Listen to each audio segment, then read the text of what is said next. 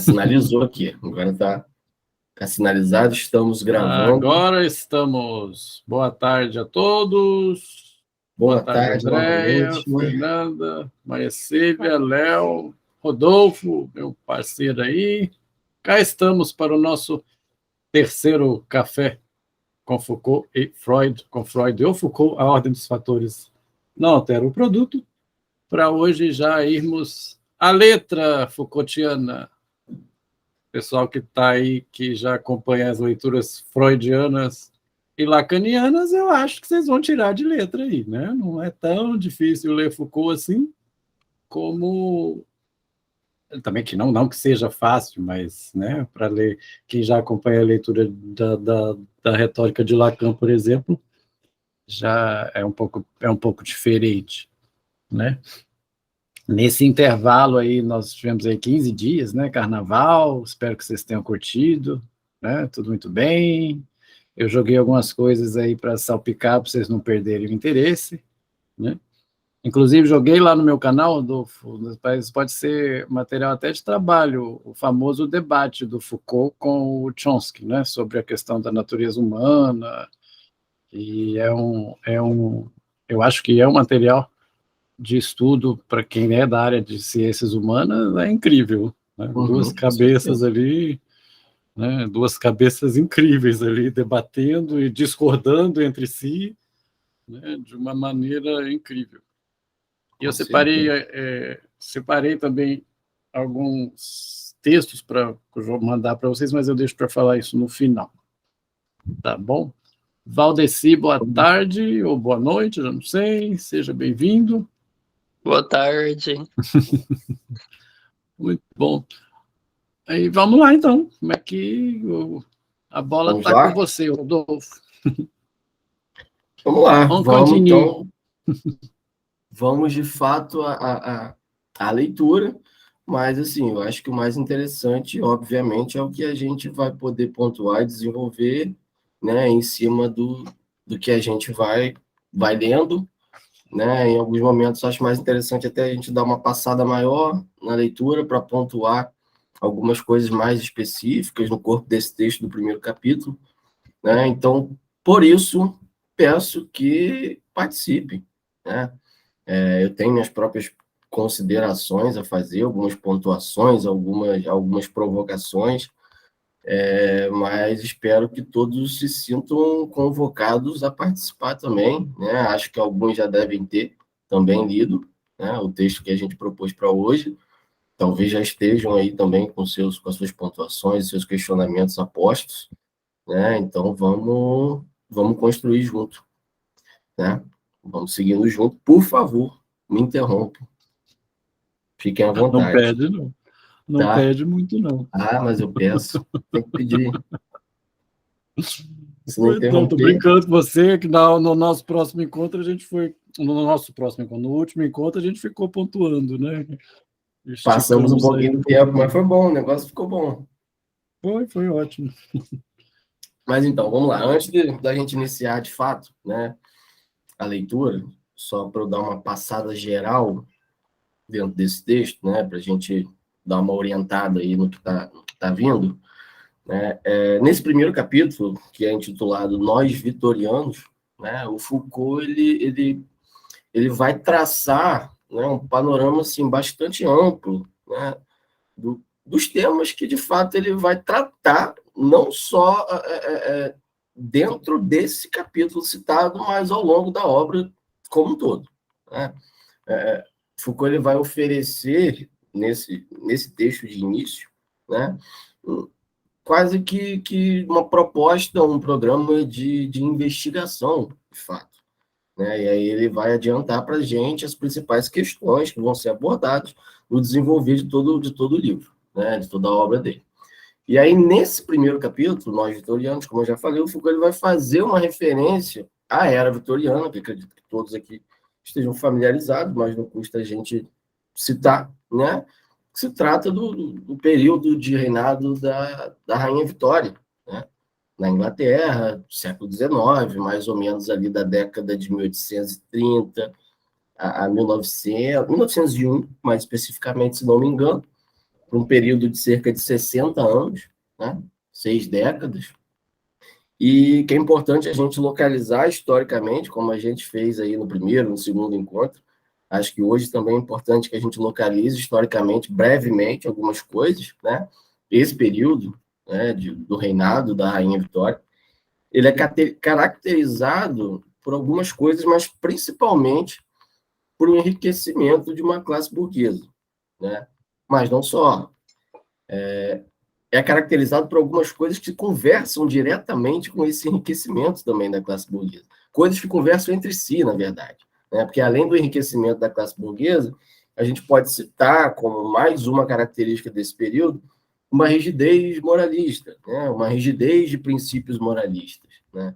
A gente pode também colocar como característica desse período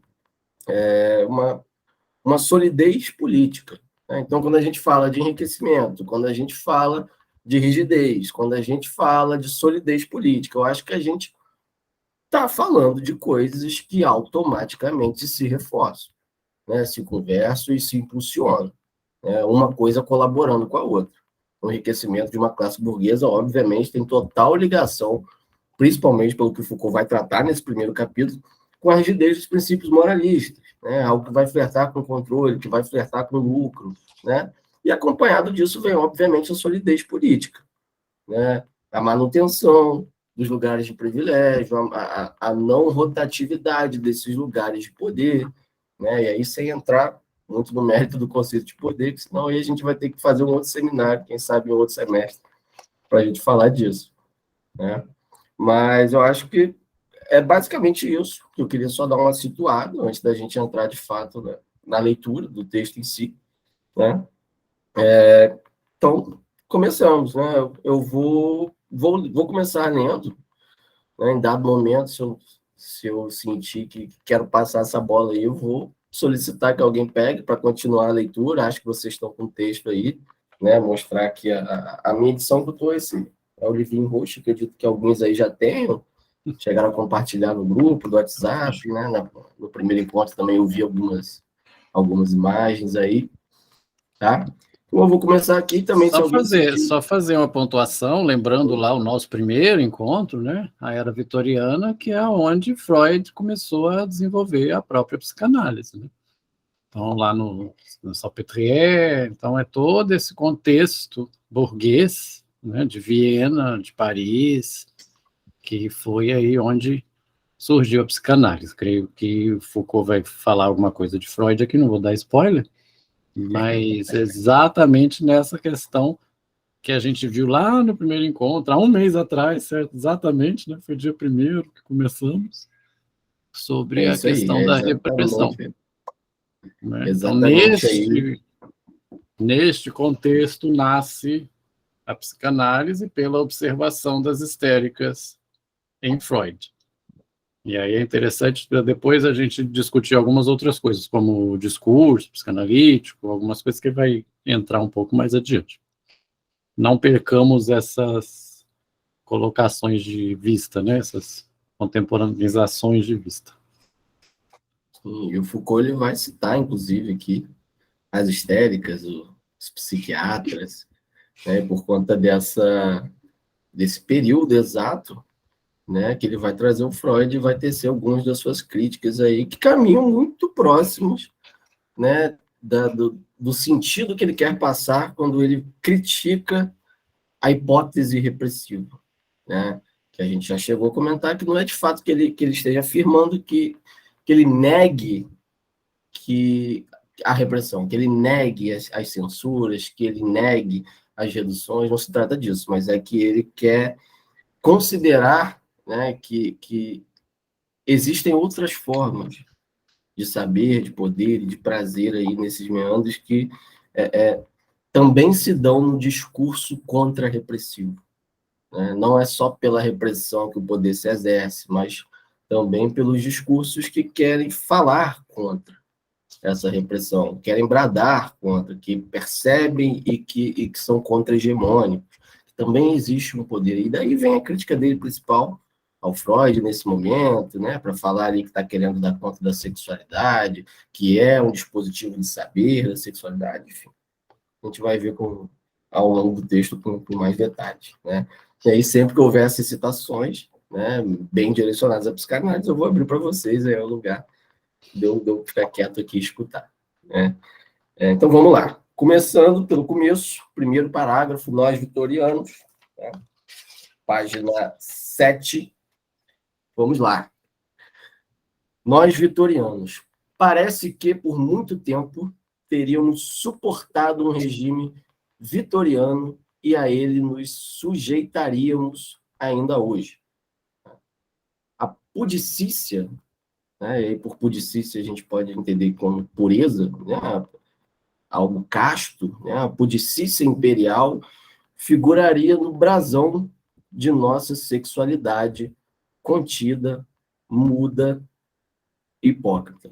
Né? Vocês vão perceber que a todo momento o Foucault ele vai fazer teria, seria, porque nesse momento ele está falando justamente da hipótese repressiva, porque se ele vem dizendo, né, que essa repressão não teria acontecido, ele primeiro vai nos dar um panorama, né, do que seria essa hipótese repressiva que ele está querendo questionar. Né? Então ele explica essa hipótese, ele fala, olha só, a hipótese repressiva diz isso, esses discursos que dizem que há repressão, né, eles funcionam assim, né, eles seguem dessa forma, e aí ele vai explicar, supostamente, né, se tratando de uma hipótese, porque ele vai negar, né, então ele explica o que seria essa hipótese, o que se sustenta sobre isso, para depois ele começar a fazer aí algumas pontuações do porquê ele acha que é preciso ir mais fundo, né, dentro desse panorama, dessas reflexões que são colocadas. Né? Então, assim, se ele já começa falando, né, dessa nossa sexualidade contida, muda, né, ele reconhece, obviamente, que existe algum cerceamento de alguma ordem. Né? Foi o que a gente falou no nosso último encontro. Né? Quando ele fala não haver essa repressão, não é uma coisa tão literal, mas é um convite a uma reflexão mais ampla. Né? Então, continuando aí, no segundo parágrafo, diz-se que no início do século XVII ainda vigorava uma certa franqueza. E aí esse parágrafo ele é bem poético, né? Você tem que, às vezes, o Foucault é poético, né? Nas traduções, principalmente para o português. Né? As práticas não procuravam o segredo. As palavras eram ditas sem reticência excessiva e as coisas eram feitas sem demasiado disfarce. Tinha-se com o ilícito uma tolerante familiaridade. Eram frouxos os códigos da grosseria, da obscenidade, da decência, se comparados com os do século XIX. Gestos diretos, discursos sem vergonha, transgressões visíveis, anatomias mostradas e facilmente misturadas, crianças astutas vagando, sem incômodo nem escândalo, entre os risos dos adultos. E aí ele vai falar que os corpos pavoneavam, né? Os corpos se colocavam à mostra, os corpos falavam. Né? Então, seria, dentro dessa relação, dessa analogia, né, que seria o calar dos corpos, né?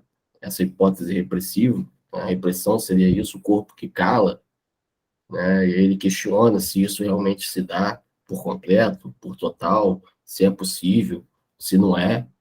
Né?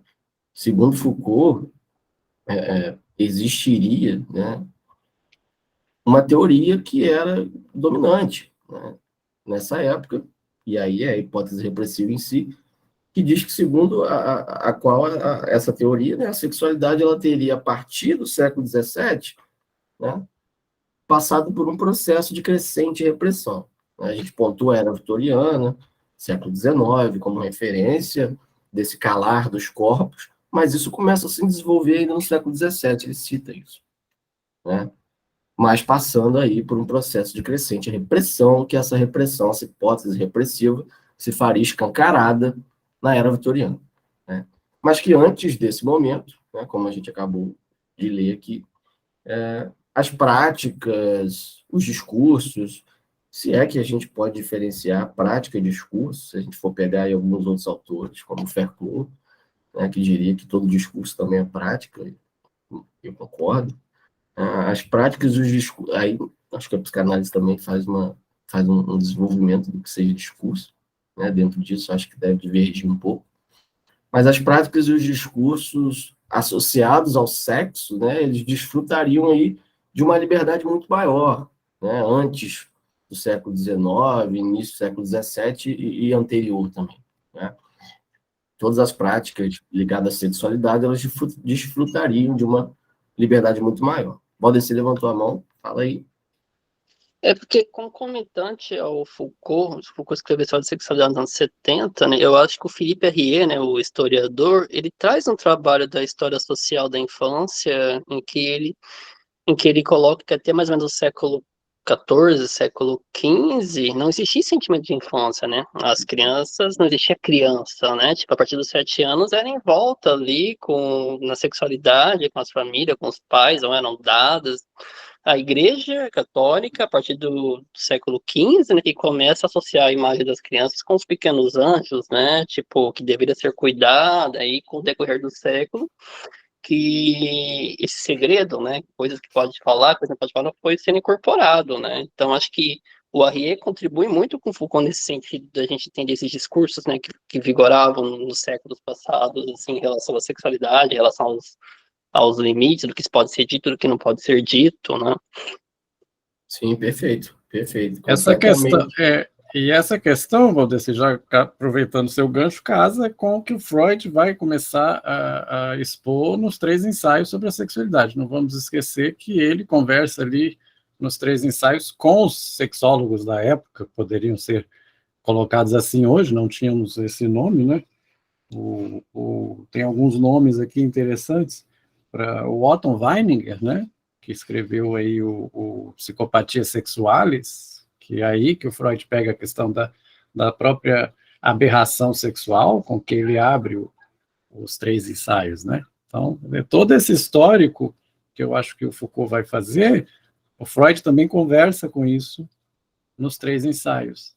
É importante ler os 3 ensaios também, vendo a própria progressão que o Freud fez nas notas de rodapé, onde ele cita muito os autores da época, né? Então, é interessante focar todo esse histórico, né, que acabou criando a teoria da sexualidade freudiana também.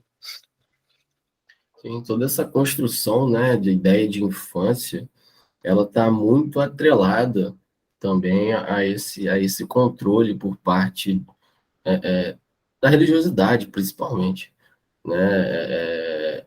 Inclusive a questão da educação, né? Quando se começa a se ter noção da importância de se educar a infância, né? Supostamente isso não seria por uma percepção de proporcionar emancipação, de fato, saber, conhecimento, né? Mas existia um discurso, inclusive, com o surgimento do protestantismo sobre o acesso à leitura da Bíblia, né? Das Escrituras, que antes era algo que era reservado somente ao clero, né?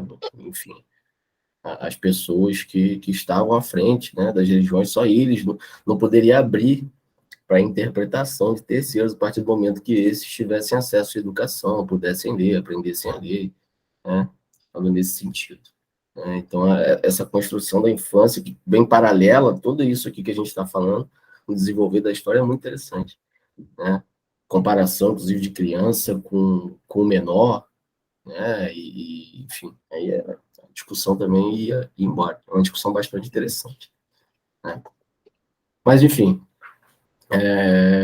essa liberdade, então, a partir do século XVII, que começa a ser tolhida, né, ao longo do tempo, até que ela vai alcançar o auge, né, do puritanismo, por assim dizer, que marcou o século XIX vitoriano, né?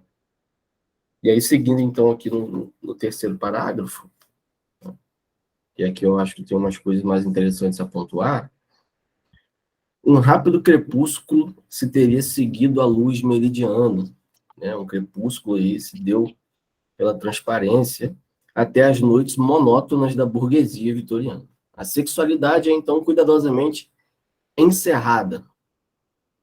Muda-se para dentro de casa. A família conjugal a confisca. e absorve-a inteiramente na seriedade da função de reproduzir. Em torno do sexo se cala. O casal legítimo e procriador dita a lei, impõe-se como modelo, faz reinar a norma, detém a verdade, guarda o direito de falar, reservando-se o princípio do segredo. E é muito por meio desse guardar o direito de falar que o Foucault vai construir a sua crítica, que eu já adianto, que ao meu ver, provavelmente de vocês também, se dá de maneira equivocada sobre a psicanálise, que a gente já chegou a falar um pouco nos outros encontros. Né? Aqui ele já começa a introduzir a crítica que ele vai colocar daqui a pouco nos próximos parágrafos. Né? A um dispositivo que quer também controlar, né, por meio do saber da sexualidade, exercer também poder, né, por meio disso. Lembram-se Então, das trechos que eu trouxe do Freud com Charcot? Né? Então, se vocês percebem isso, por que não falam? Né? Porque tratam isso de maneira hipócrita, e o Freud foi contra tudo isso, né? Isso está fazendo mal, né? Penis normalis, dose repetatus, aquela questão. Então, isso estava... Eu acho interessante essa parte da maneira como ele coloca, né? Muda-se para dentro de casa, mas não se fala, né? Não se fala. A família conjugal a confisca, né? Eram os segredos de alcova. Então, o que acontece no quarto, fica no quarto. Né? Toda essa domesticação, por que não dizer, vestida aí de um puritanismo, como você bem coloca, né? Um puritanismo falso, por que não dizer? Né? E era necessária a expressão disso, porque isso, se é reprimido, isso virava o quê? Virava sintoma. Né? E aí que ele foi trabalhando com as histéricas, né? Aí vem novamente a repressão, né? A gente pode colocar aí como um não saber do sujeito a respeito de alguma coisa dele mesmo, que acaba gerando um sintoma. Isso na era vitoriana, porque se a gente parar para analisar como que o sexo era lidado na Roma antiga, por exemplo, na era do renascentismo, era completamente diferente, né? Era mais visto, até as relações, né, homossexuais eram consideradas socialmente aceitas. Aí coloca-se a polêmica, né? Como ele bem colocou em 76, né? Se não estamos numa era vitoriana até hoje, em 76 eu já me pergunto se não estamos hoje, onde o sexo é falado tão abertamente, onde é um assunto tão aberto, mas se não estamos vivendo assim nessa mesma questão repressiva. Né?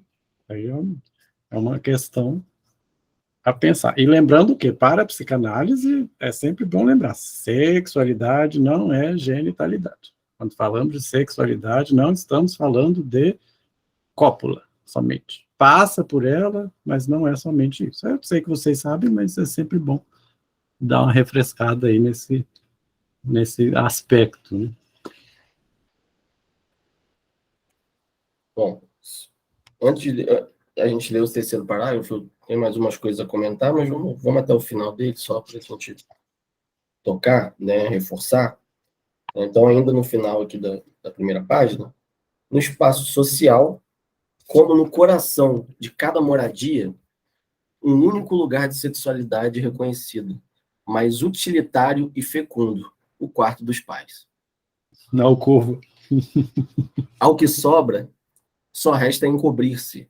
O decoro das atitudes esconde os corpos. A decência das palavras limpa os discursos. E se o estéril insiste e se mostra demasiadamente, vira anormal. Receberá este status e deverá pagar as sanções. Foucault ele traz a todo momento a questão da norma e da lei ao longo desse texto.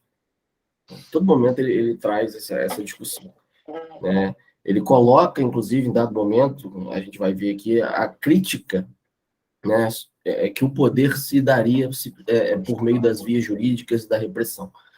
É isso justamente que ele quer contradizer, desconstruir, quando ele coloca-se contra a hipótese repressiva. O poder não se dá só por meio da repressão. O poder se dá justamente nos discursos contra-hegemônicos, né? Não se pode falar de sexo. Quando eu falo, o poder está comigo. Eu sou o transgressor. Eu não estou nem aí que não se pode falar. Olha só como eu transgrido, né? Isso é o jogo de poder, né? Foucault fala que o poder está nas relações. O poder não está alocado nesses lugares, né? Não se dá só por meio da repressão, né? E essa repressão, o Gustavo bem colocou, vigente ainda nos dias de hoje, né? Ela seria marcada por uma tripla dimensão, né? Uma galera aí que lê Foucault sustenta essa ideia, né? Que essa repressão é marcada por uma tripla dimensão. Seria uma dimensão referente ao poder, outra dimensão referente ao saber, outra dimensão referente ao discurso, né? No domínio da prática, o sexo ele é marcado, ele seria marcado, né, por uma série de interdições. Já no domínio do saber, ele seria marcado por uma enganação, ele seria marcado por uma falácia, né, sobre a sua verdadeira natureza, decorrente da sua associação ao pecado, da sua redução à reprodução como o único fim legítimo, né? O domínio do saber seria isso, a gente seguiria por essa via. No domínio dos discursos, seria algo reduzido a um mutismo, né? Um silenciamento sistemático, que não se dá de qualquer maneira, né? Mas tem os seus lugares onde se pode falar. Existem os lugares onde se pode falar. É aí que o controle se exerce, né? Então, a gente está falando de um... Se trata de um verdadeiro regime repressivo, mas que vai além das meras interdições do tipo penal, né, como a gente acabou de falar. É mais que punição. É norma, é eterna vigilância entre pares. É disso que Foucault fala quando ele escreve esses textos aqui, poéticos, de certa forma. Por favor. Acho que fazer assim fica mais fácil. Fazendo um casamento, então, com essa questão da lei que você trouxe e com o grande texto que alguns de vocês estão acompanhando comigo, que é o Mal-Estar na Civilização, vocês se lembram muito bem a lei, que é uma coisa muito importante para a psicanálise, né? No lacaniano, a lei introduz o simbólico, no freudiano, a castração, mas vocês se lembram que a renúncia pulsional é o essencial para a evolução da civilização. E a renúncia pulsional, ela passa pelo sexo. Lembra que conversamos sobre isso? Está aí na explicação no segundo capítulo, no terceiro capítulo e no quarto capítulo, naquela argumentação freudiana. Então, qual que era como que a civilização ela nasceria, né? Os homens se juntariam para formar famílias, se fortaleceriam, né? Mas aí depois o trabalho, né? Existiria o trabalho também, mas para que a gente não saísse copulando com todo mundo, né? O que acontece? Né? A gente não saísse agredindo todo mundo, a gente tem que fazer uma renúncia pulsional. Então, em nome do prol da civilização, a gente renunciava ao prazer, vamos dizer assim, a satisfação pulsional. Psicanálise, prazer e satisfação são diferentes, como vocês sabem. E esse resto de pulsão, a gente pode ter dois objetivos. Ou a gente sublima, ou isso se transforma em agressividade. Então, esse caso aí da questão da lei, né? Então, a lei já induz a essa restrição, né? E a gente precisa dessa renúncia pulsional para que a civilização caminhe. Então, o sexo já passa por esse corte, vamos dizer assim. Já é uma exigência da civilização que o sexo seja, vamos colocar nesses termos que estamos aqui, controlado. né, que ele seja vigiado, colocando em termos Foucaultianos. Mas é a renúncia pulsional que o Freud menciona no Mal-Estar da Civilização, e que ele já traz essa questão nos 3 ensaios, como uma exigência da civilização. Se lembram disso, né? Acho que é importante, porque a primeira renúncia pulsional é a renúncia da pulsão sexual. Né? E que renúncia, né?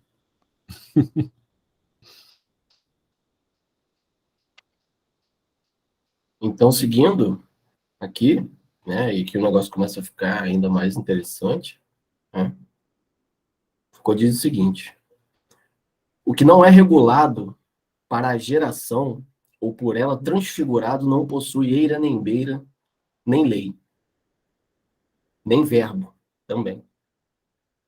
É ao mesmo tempo expulso, negado e reduzido ao silêncio. Não somente não existe, como não deve existir, e a menor manifestação faloão desaparecer, sejam atos ou palavras. Só pontuar aqui, ó, não somente não existe, como não deve existir. Não deve existir. Né? E é reduzido ao silêncio, é o que se cala. É o que se cala, é o que vira sintoma. É o que eu não posso falar, não tenho palavra para falar. Né? Então, se eu não falar, vai sumir. Mas não é bem assim.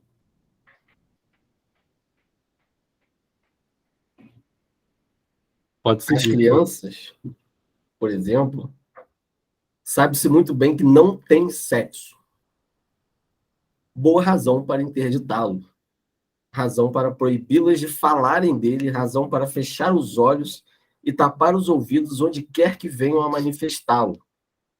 Razão para impor um silêncio geral e aplicado. Isso seria próprio da repressão, e é o que a distingue das interdições mantidas pela simples lei penal, que a gente acabou de comentar essa relação. Né? E é importante agora, a repressão funciona, de certo, como condenação ao desaparecimento, mas também como injunção ao silêncio, afirmação de inexistência e, consequentemente, constatação de que em tudo isso não há nada para dizer, nem para ver, nem para saber.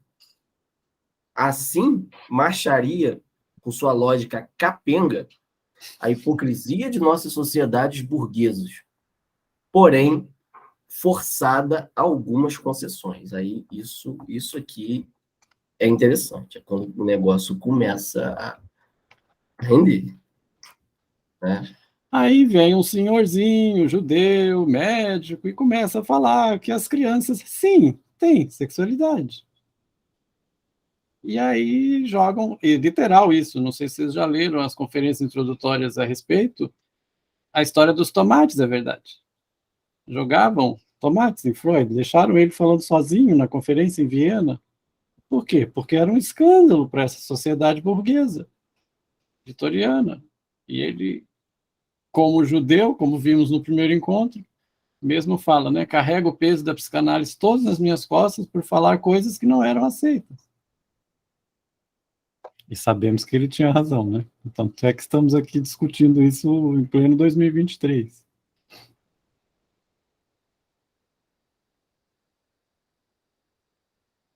E a relação que a gente falou agora há pouco, né, da lei penal, é isso aqui que o Foucault fala.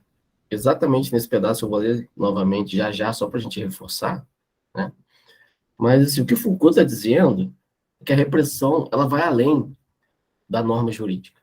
Ela vai além da lei. Né? A lei, a norma jurídica, ela interdita, né, a conduta.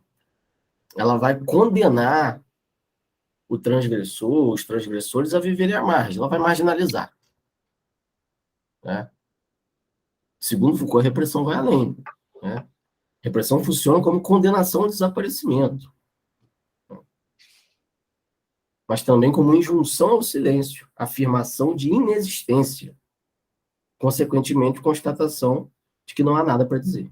Não tem nada para ver, não tem nada para saber. Né?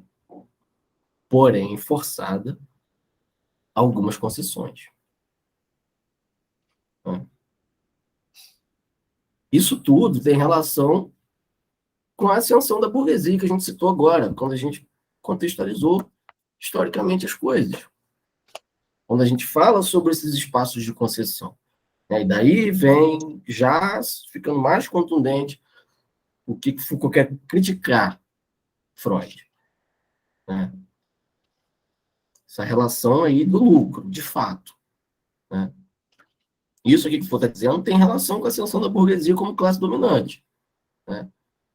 E o consequente advento do capitalismo como um modo de produção hegemônico solidificando, né? Que a gente falou lá que é característico desse período, que é característico da era vitoriana. Né? Então, a repressão do sexo, dessa forma, né, seria somente mais uma instância de opressão generalizada, né, instaurada sobre a classe trabalhadora, pela burguesia. Né? Ou seja, assim como a alienação era produzida sobre as mentes, né, dominadas pela ideologia, a repressão ela se impunha sobre os corpos sequestrados para a reprodução. Né? Mas tinham as concessões. Exatamente, essas concessões eram exatamente em nome do lucro, né? Em nome do capitalismo, em nome da manutenção de um suposto controle, para perpetuação de alguns lugares de privilégio. Né? E aí a gente volta ao texto. Dito isso, né? Se for mesmo preciso dar lugar às sexualidades ilegítimas que vão incomodar no outro lugar, que incomodem lá onde possam ser reinscritas, se não nos circuitos da produção, pelo menos nos circuitos do lucro. Os rendezvous e a casa de saúde serão tais lugares de tolerância. E aí vocês vão perdoar meu francês, tá? A prostituta, o cliente, o rufião, o psiquiatra e sua histérica. Aí é com vocês. Onde essa relação psiquiatra-histérica se encaixa nesse contexto de lucro? Existe? Né? Quem é a histérica? Né?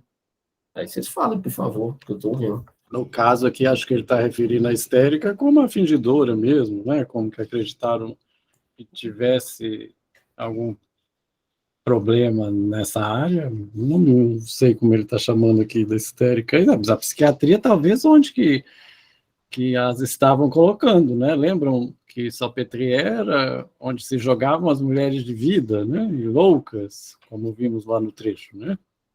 Então, deve ter uma ironia aí nesse ponto. Onde é que eles falam esses outros vitorianos que talvez não fossem assim tão hipócritas ou, né, pudicos, ou o que quer que seja, né? Pelo menos eu li dessa forma, não sei. De fato. Alguém comentar mais alguma coisa? Alguém leu de outra forma ou teria algo a acrescentar nessa forma? Senão a gente segue.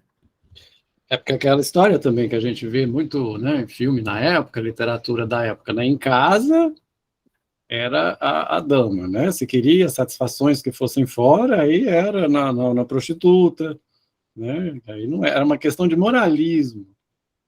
Acho que tá aí passando por uma questão mais moralista, né? Que aí vai ser uma grande diferença aí desses discursos, porque a psicanálise não moraliza nada, né? Essa é uma grande diferença. Porque aqui ele menciona rendezvous aqui como, né, prostíbulo, né? Alguma coisa do gênero, né? A prostituta, o cliente, o rufião, o psiquiatra e sua histérica, porque ali ele está procurando alguma forma de explicar aquilo ali que todos achavam que era fingimento, né? Então havia essa necessidade do sexo por satisfação, mas isso era velado, isso não podia. O homem podia fazer isso fora de casa, né? A mulher nem pensar, né? A mulher nem pensar em sexo, né? Na questão do coito, né? Vamos dizer assim. Né? Ô, Gustavo, Rodolfo, eu já vi filmes que, até dentro do casamento, a mulher não podia sentir prazer, senão ela era considerada uma prostituta. Uhum. Isso é verdade, é muito pesado. Eu não sei se foi algum grupo de discussão nosso, acho que não sei se foi você, Fernando, que você citou o conto da Aya. Foi, Foi, né? sim, foi.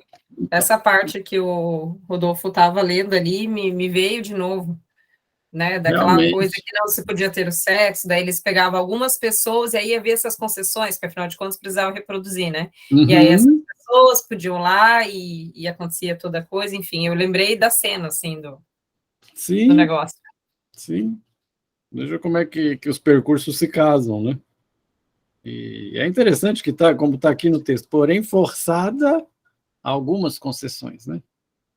Agora, essas concessões, não sei se você conhece, Rodolfo, pessoal, a gente está falando daquela série do Handmaid's Tale, Os Contos da Aya. Eu consegui assistir só a primeira temporada. É uma distopia muito forte, muito pesada, mas que eu acho que casa com o que a gente está falando aqui. E discutimos sobre isso no nosso percurso do mal. Foi do mal-estar, né, Fernando? Acho que casou Acredito que sim. uma coisa com a outra. Né? E aí vai ver a questão da moralidade, né? A gente podia discutir a questão moral aqui, mas aí seria outra pauta. Né? Eu tenho um questionamento a fazer também sobre essa última parte que a gente leu.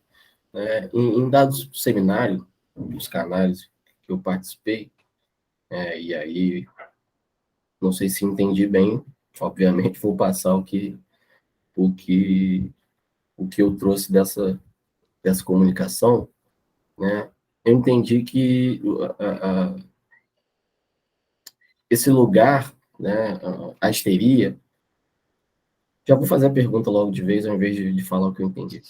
A histeria teria alguma coisa de ver, né, e eu já vi críticas também sobre isso, com esse lugar social construído feminino, né? Porque quando ele coloca que desse lugar onde a histérica poderia colocar as coisas ilegítimas, os absurdos, os proibidos sobre a sexualidade, né? Teria algo de ver com pessoa que quer tudo, mas na verdade não pode ter nada, né? E esse comparativo com esse lugar social que a mulher é colocada, né? Talvez isso seja uma pergunta bastante sem sentido, mas eu estou fazendo de toda forma para vocês. Afinal, o que era uma mulher? Já se perguntava Freud. Alguém quer comentar? Porque isso me foi colocado no seminário de psicanálise. Eu não lembro agora por quem exatamente, mas que trouxe para essa conversa esse lugar social feminino. E é uma pergunta boa e polêmica no meio psicanalítico também. Freud até perguntava assim, né? Afinal, o que era uma mulher? Alguém quer comentar? As mulheres, vamos dar palavras às mulheres. Fernanda, sei que você tem um estudo aí na área, não? Não, mas eu não tenho muito aparato teórico ainda, não. Não, mas está aberto. Vamos aproveitar a pauta. Eu acredito que essa questão da histeria, como a gente viu, esse surto de histéricas, eu acho que foi até no seminário do mal-estar que a gente comentou sobre isso, se deu justamente numa época que saíram os contos de Sade, é isso, né? Uhum. E aí esses contos eram contos eróticos, enfim, essa mulherada toda que não podia dar voz, não poderia dizer das sensações e do que elas, sei lá, né, tinham vontade, enfim, elas começam a adoecer, né? E aí que se vem esse descobrimento, digamos assim, da questão da histeria. Então, quando ele fala ali prostíbulo, casa de saúde, e assim, ele coloca todo mundo num bolo só, né? Prostituta, cliente, rufião, psiquiatra e sua histérica. Parece que realmente a mulher aí, ela tinha como que eu vou dizer? Realmente, o papel dela ali na sociedade era de reprodução, ela não tinha nada que ler conto nenhum e não tinha que sentir coisa alguma, né? E a gente bem sabe que não é, apesar do objetivo da repressão ser essa de, como que está aqui, de condenar ao desaparecimento, inexistência, e como o Gustavo bem disse, a gente sabe que não é só dizer que aquilo não pode ser dito, não acontece, que a coisa simplesmente desaparece, né? Ela fica por ali, nessa situação das histéricas, acabava saindo ali nas conversões e nessa coisa toda da histeria. Eu acho que é isso. É interessante, na própria comunicação dos estudos sobre a histeria, tem a parte das conversões histéricas, onde o Freud e o Breuer, né, mas depois o Freud falou que ele escreveu aquela parte sozinho, aí vai ao mérito, né? Freud fala uma coisa, depois desfala, ele dá a coautoria, depois toma, onde se fala justamente do início das observações quanto a esses sintomas, que é isso mesmo que você falou, Fernando. As coisas eram muito, vamos dizer assim, explícitas e implícitas ao mesmo tempo, né? Porque tinha a literatura da época, né? A questão do Marquês de Sade, até bem citado no Seminário 7 de Lacan, ele faz toda uma teoria sobre a moral kantiana, sadiana e da psicanálise, que sabemos que é diferente, onde estava aflorando tudo isso, né? E aí começaram-se a produzir as conversões, e aí que eles começaram ele particularmente começou a observar a relação de uma coisa com a outra, como vimos a questão da repressão. Não como fingidoras, aqui talvez quando ele coloca as histéricas, talvez colocando as histéricas como fingidoras. Não sei, a leitura que está aparecendo agora, né? Vocês sabem como é que é o efeito seminário. E talvez o psiquiatra e sua histérica, que ele poderia, me veio à mente aqui agora, está fazendo alguma alusão a Charcot, né, que foi quem estudou isso e fez todos esses fenômenos. Mas bem interessante você lembrar e trazer o Marquês de Sade, né? Agora, Rodolfo, não sei se responde a sua pergunta ou se abre uma outra questão, né? Há que se ver também o perfil dessas mulheres, né? Quais eram o perfil das histéricas de Freud, né? Que ele falava as minhas histéricas. Lembrando, a Anna O, que é o caso base da psicanálise, não era um caso de Freud, como todo mundo sabe, é um caso do Breuer, mas ela é considerada importante por ter colocado aí talking cure, né, a cura pela fala, limpeza de chaminé, etc, etc. Mas você pode ver, lendo os casos lá do estudo sobre histeria, principalmente lendo a comunicação preliminar, que há algumas características em comum, né? E vou frisar aqui a questão do recalque, do desejo sexual recalcado, né? E aí que vou voltar aqui, trazer novamente em pauta a questão da diferença entre moralidade e desejo. A psicanálise, ela não leva a uma moralidade, ela leva a um desejo, né? Aí por isso que fala-se a famosa frase que a ética da psicanálise é a ética do desejo, mas isso é muito mais do que uma frase feita. E vai passar por isso. A moral reprime. A moral é pecado, principalmente por essa questão da igreja, essa questão da culpa, essa questão do super-eu, o censor, não posso pôr leis que impedem a civilização, né? Que caso, pessoas, se a gente pudesse fazer tudo, ia ser uma beleza, né? Então, aí vem a culpa, creio que seja uma coisa muito importante, uma coisa que aparece todos os dias no consultório, é a questão da culpa, né? Talvez seja isso que ele queira dizer aqui. Em alguns pontos, tudo bem, em alguns outros lugares, não. Em alguns outros lugares está tudo liberado, vamos dizer assim, porque isso precisa extravasar. A gente sabe que na psicanálise, essa pulsão, ela precisa de ter o quê? A sua satisfação. Se ela não tiver a sua satisfação, ela vai ficar insistentemente se inscrevendo. O circuito pulsional não se fecha. O circuito pulsional não se fecha. Dentro de casa não podia, mas no rendezvous e nos outros lugares, isso era, vamos dizer assim, permitido, porque a gente tem essa necessidade. O ser humano tem essa necessidade. A pulsão ou instinto, ele precisa de quê? Ele precisa se satisfazer. Sem repressão. Tem um comentário aqui no chat. Não sei se responde a sua pergunta, Rodolfo, ou se abre campo para... Responde abrindo. Isso que é bom. Exato. Que às vezes vem aquela questão, né? Vai responder a pergunta, dá uma volta, agora eu não sei se eu respondi. Aí, o Léo levantou a mão. Dia 27 de fevereiro foi aniversário da Berta, isso mesmo. Aí a pulsão é a dona Hermínia, como eu brinco, né? Eu quero me satisfazer, né? Muito bem. Comentários no chat. Léo, por favor. Eu acho que ilustra muito bem essa, pelo que eu entendi da questão, um exemplo que o Alexandre traz no vídeo sobre o mal-estar, né, que a gente assistiu, que ele fala, por exemplo, dessa relação pais e filhos.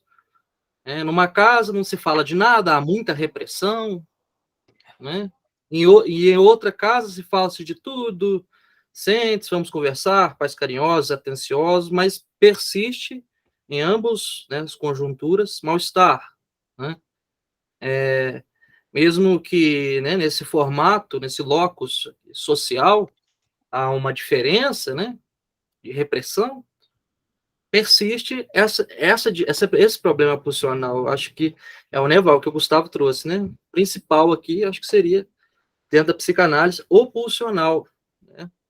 Claro que o social ele entra, mas a questão é sempre nesse formato mesmo. Penso eu. Sendo isso aí, Léo, sendo pulsional, pulsão, aí a nossa palavra-chave. Como conceito aí, fundamento, que chamem como quiser, principal. Né? Isso é uma coisa inerente do ser humano, não tem como a gente escapar. Né? Então, aí foi uma das outras grandes subversões de Freud, né? O eu não é senhor de sua própria casa, então eu não mando em mim, não tem jeito, eu não... Cara, não dá. Poxa, mas eu fiz aquele negócio lá de novo. Aí, a repetição, o que é que mais é? A pulsão se inscrevendo. A pulsão que encontra uma forma de satisfação, então ela vai fazer de novo aquele mesmo circuito para ela poder se satisfazer. Isso, como pulsão sexual, aí ela vai encontrar os objetos. Ela vai encontrar os objetos, sejam eles objetos... Vou usar uma palavra aqui que a gente sabe que não cabe na psicanálise, normais, vamos dizer assim, né? Ou sejam aberrações. E aí que vamos entrar nas perversões sexuais, nos objetos, nos fetiches, no sadismo, no masoquismo, ou no que quer que seja. Mas justamente pela questão pulsional. Tem um trecho muito bonito do primeiro ensaio, onde o Freud vai dizer que o objeto da pulsão ele é independente, ele é indiferente, quer dizer, para qualquer objeto. Mas que existe não uma ligação entre a pulsão e o objeto, mas uma solda, que é uma coisa muito tênue. E isso a gente não consegue controlar. Eu acho que trazendo aqui para a questão que o Foucault está dizendo, então, essa questão da repressão foi se desenvolvendo em cima disso. É que nós vamos pegar para o lado social, né? Vai pegar para um lado que é uma visão diferente da visão psicanalítica. E acho que um pouquinho mais para frente ele vai falar de Freud, mas são questões a se pensar, né? Leque, vamos abrindo o leque, né? Como eu sempre digo, não é sustentar as perguntas, é abrir mais perguntas. Mas sobre a questão da pulsão. E essa questão da vontade de saber, mas acho que isso vai aparecer mais para frente, né? Gustavo, como é que é o nome daquele texto mesmo? Eu sempre esqueço que antecede o mal-estar, anterior ao mal-estar, moral sexual civilizada e doença moderna. Doença moderna, exato. O Freud é um texto que vale a pena a gente conferir. O nome exatamente eu nunca vi. Freud trata dessa repressão, né, que o Foucault está falando, que essa repressão de fora, né, que a sociedade nos traz, e da repressão nesse sentido analítico, né? Esse sentido, quer dizer, essa repressão do exterior, essa repressão vamos colocar assim, abre aspas, interna. Freud trabalha com esses dois movimentos nesse texto. E é um texto importante, porque ele está localizando aí justamente esse problema que a gente está tratando, né? Essa moral, a moral sexual, indígena. a moral sexual cultural e a doença nervosa moderna, 1908. Cada edição tem um nome. Belíssimo texto. Muito bem lembrado, bem lembrado. E a repressão que causa a neurose? Somos neuróticos por quê? Porque temos que dar um quinhão da nossa pulsão. Então, como não há repressão? Bom, na cara do Rodolfo, sem vejo perguntas, né? Mas enfim. Eu fiquei pensando muito, cara, a gente tá vindo do carnaval, né? Eu fiquei pensando na experiência do carnaval. O carnaval, ele é uma data que há uma licença poética, um imperativo de gozo, né? Você pode gozar. Depois vem a quaresma, enfim. Mas eu fiquei pensando, né? Eu entrei num devaneio. O que impede as pessoas de viverem um carnaval 365 dias? Acho que é exatamente essa barra aí. Essa barra do recalque, né? Esse rochedo. Porque a repressão tá ali. Há uma licença, né? Goze, carnaval. Mas o que impede, né, essa extensão do carnaval? Percebe? Que as pessoas, poxa, terça-feira eu tenho que trabalhar. Quer dizer, é uma barra que é... Na moral sadiana, é a exaustão dos corpos. Para a moral sadiana, existem coisas nas perversões que a gente não consegue nem imaginar. O gozo é você exaurir seu corpo até a morte. Aí não tem limite. Isso na moral sadiana. Eu morreria. Essa seria a minha resposta, eu morreria se eu vivesse o carnaval o resto do ano. Porque não dá. É a exaustão dos corpos. Todo mundo, né? É a exaustão dos corpos. É a pulsão de morte pura aí. Né? A pulsão de morte puríssima aí. Você me lembrou agora, bom, se você for pegar os textos aí de Sade para ler, tem uns que realmente não dá, descrevendo aí práticas sexuais e perversas, sádicas, que realmente são de difícil compreensão dentro desse preceito, dessa moral, principalmente cristã. Mas é isso, o que impede é porque há aí o senso igual você falou, você ainda tem que trabalhar, né? Vem aí o super-eu, que controla exatamente isso que o Freud vai falar no Mais Tarde Civilização, né? Para que eu não possa, que eu não saia copulando com todo mundo e agredindo todo mundo, vem aí duas coisas. E uma delas, que é a principal, que é o sentimento de culpa. Que é o sentimento de culpa. Esse mesmo sentimento de culpa que dá a repressão, que é isso que entendo causou as histéricas os seus sintomas, porque de certa forma é um sentimento de culpa, mas isso aí é a interpretação minha, né? Mas é isso. E bom texto, ele está para quem quiser a referência, acho que a Fernanda está no Mal-Estar, da Autêntica, a moral sexual cultural e a doença nervosa moderna. Casa muito bem com isso que estamos discutindo aqui. Com essa era vitoriana, né? Muito bem. Bom, então, pegando o gancho aí do que a gente falou agora, né, sobre a pergunta que eu fiz, sobre as respostas que vieram,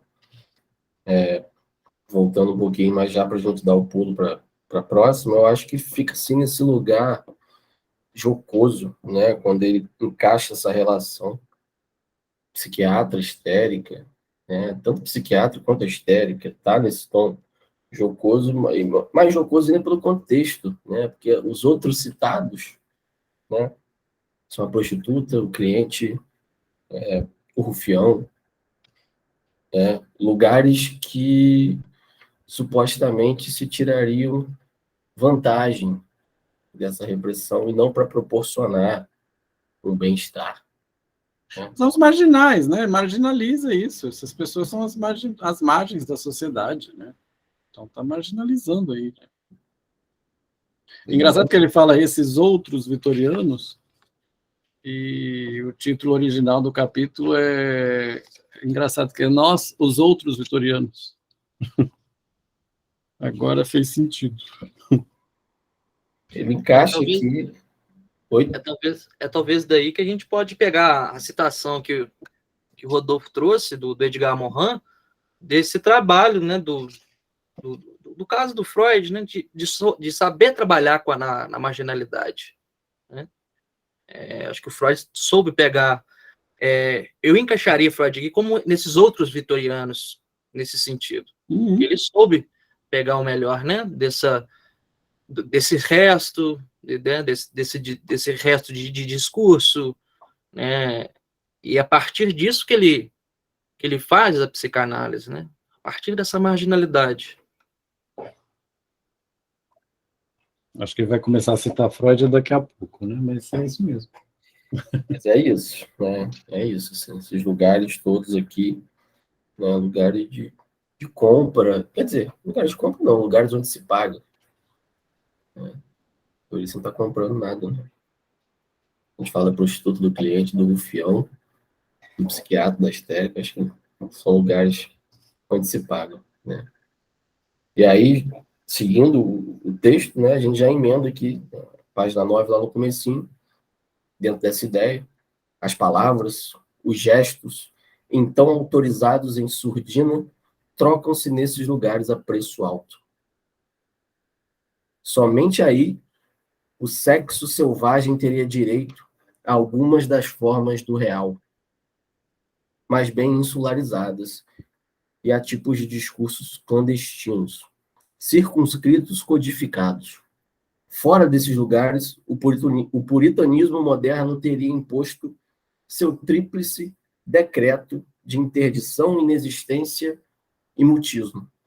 Né? Novamente, Fazer um xiste aqui, o real aqui não é real simbólico imaginário, tá, lacanianos? É real de real mesmo. Minha cabeça vê real aí, já pensa, não, será que tem que explicar? Porque a gente está acostumado, mas é real mesmo, do real, não do mascarado, né? Não do velado, né? Uma coisa bacana para se ver essa questão da sexualidade são séries, principalmente séries que se passam no medieval, por exemplo, Game of Thrones. Como que é interessante ver como o sexo era colocado de maneira diferente nessas eras medievais. Já que a gente citou aí os contos da Aya, né? Essas peças de literatura, essas séries, elas são bem interessantes. Então, você vê lá, realmente, claramente, os locais onde era exatamente isso, né? E são autorizados em surdina, trocam-se nesses lugares a preço alto. A preço alto. Né? Faça o que puder fora de casa. Né? Isso é permitido. Fora desses lugares, o puritanismo moderno teria imposto o seu tríplice decreto: interdição, inexistência, e uma palavra que é importante para a psicanálise, depois eu faço um comentário em cima disso, mutismo. Mutismo. Já diria Lacan no seminário 11, o objetivo da psicanálise é fazer a muda falar. Suspensão do mutismo, que se coloca por N motivos. Né?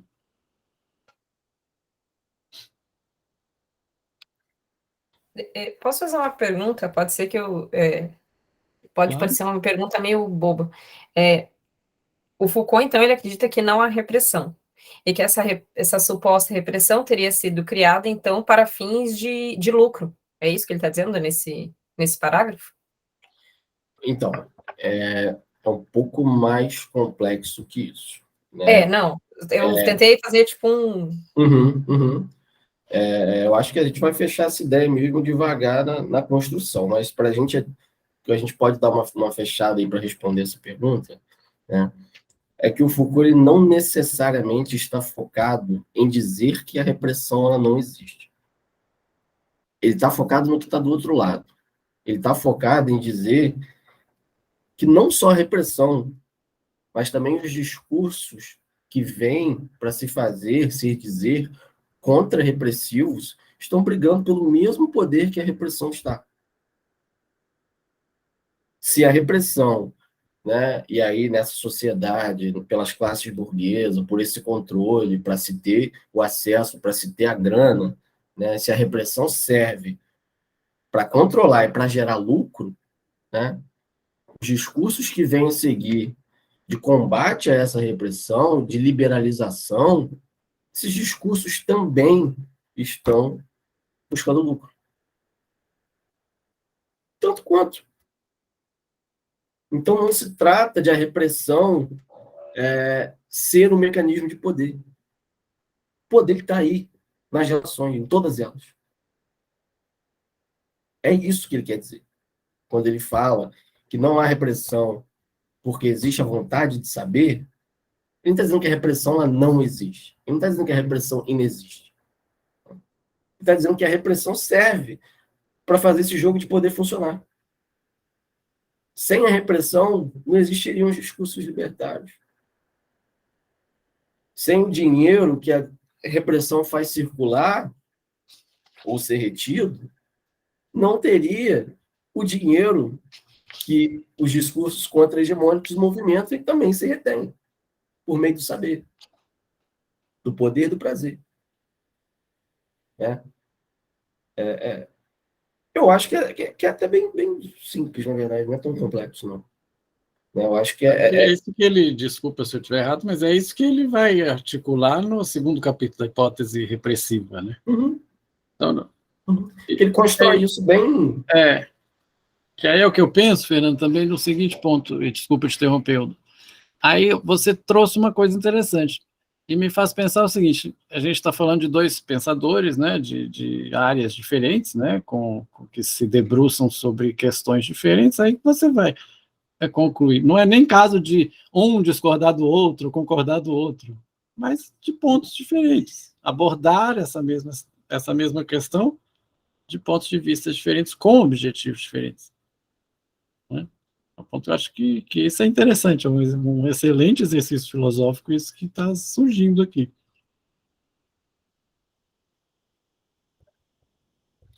E aí, e agora, nessa parte do texto, né, se evidencia mais a crítica que a gente estava falando. Né? Quando ficou diz o seguinte, e essa parte é bastante interessante. Né? Estaríamos liberados desses dois longos séculos, vou falar sexos, desses dois longos séculos. Um ato falho. Vamos analisar seu ato falho. Vamos fazer psicanálise selvagem. O que você quer dizer sobre isso? Estaríamos, então, liberados desses dois longos séculos onde não muda de assunto, não. Fala aí. Vou mudar. Vamos embora. Toca para frente. Segue. Estaríamos liberados desses dois longos séculos onde a história da sexualidade devia ser lida, inicialmente, como a crônica de uma crescente repressão? Muito pouco, dizem-nos ainda, talvez por Freud. Porém, com que circunspecção, com que prudência médica, com que garantia científica de inocuidade e com quanta precaução para tudo manter sem receio de transbordamento no mais seguro e mais discreto espaço entre divã e discurso. Ainda um murmúrio lucrativo em cima de um leito. Deixo com vocês aí. Interessante, ele fala, talvez por Freud. Talvez. É uma crítica bem reduzida, mas é uma crítica. Aqui ele está colocando a psicanálise como um discurso de financeiro, não? Justamente que ali você pode falar, mas... E por isso de saber, de poder. E por isso de saber. Bom. Mas saber o quê? Eu acho que a histérica quer saber? Eu não sei que ela quando Foucault conhece a psicanálise. Bom, pelo histórico que você nos contou dele, que depois eu fui olhar, né, que me deu mais curiosidade ainda de buscar a biografia de Foucault, me parece que entendia bastante, né? Só que era bem crítico a ela, né? Era bem crítico a ela. Mas aí eu vou jogar uma pergunta. O que é o saber para a psicanálise? Ele não existe. Saber para a psicanálise não existe. Se alguém discordar de mim, para falar, tá? Mas não é o não saber. A vontade de saber. Olha que isso aqui eu ia chegar no ponto, mas daqui a pouco vamos chegar aqui e me lembrem depois que eu quero deixar uma indicação bibliográfica para justamente, Rodolfo, um texto que faz toda essa amarração do que a gente está discutindo aqui sobre a semiologia da sexualidade. Primeiro, vamos colocar essa questão. O que é saber para a psicanálise? O que o paciente quer saber, a não ser que ele não quer saber de nada? Não é? Vou falar de você, Fernando, porque você está aqui primeiro aqui no quadradinho, tá? Está só analisando da Fernanda, vou lá. Ô, Fernanda, estou num sofrimento danado, né? E outra coisa, não existe normal e anormal para psicanálise, como a gente sabe, existe sofrimento. Normal, aqui tem mais para frente, não sei se a gente vai chegar lá, tem uma parte que eu marquei, mas que tem alguma coisa a respeito, utilizando essa palavra normalização, ou alguma coisa. Para psicanálise não há normal, e anormal há sofrimento. Em busca de algo que eu supostamente não sei o que é. Agora, eu tenho essa vontade de saber até o capítulo 2. Vamos lá, Fernanda, olha, me ajuda, querida, eu estou assim com esse problema, toda vez que eu faço, dá a mesma coisa, não sei o que. Bom, você quer, você quer. Primeira coisa, o psicanalista nos coloca na função, na posição de não saber, não faça a menor ideia, mas você pode me contar? Então, todo o saber advém do analisando. Agora, o que acontece? A Fernanda começa ali a cutucar o Gustavo, a colocar o dedinho nas feridas, fala assim, olha, isso aqui, não, aí já, esse negócio não está dando, porque já está um conhecimento que eu não quero saber, porque isso me incomoda, e eu sou seguro com o meu sintoma. Eu sou seguro, meu sintoma, ele me sustenta. O meu sintoma me faz bem, de certa forma. Se você tirar o meu sintoma, desmorona, como diz a Clarice, né? Não tire todos os meus defeitos. Mas o sintoma incomoda. Não, aí já não pode mexer não, Fernando. Aí começam as resistências e todos os processos que conhecemos. E é daí que vem o questionamento, Rodolfo, essa questão da vontade de saber. Existe essa vontade de saber? Interessante. Quem ultrapassa isso atravessa a fantasia. Aí é a questão da análise finita e infinita, né? Mas existe essa vontade de saber? Você quer saber, Rodolfo, que te faz sofrer? Você quer saber, Léo, que te faz sofrer? Acho que ninguém adota a ignorância. É uma das paixões. Já dizia aquela frase, né? Ignorância é uma bênção. Ignorância é uma bênção. Adota a ignorância, né?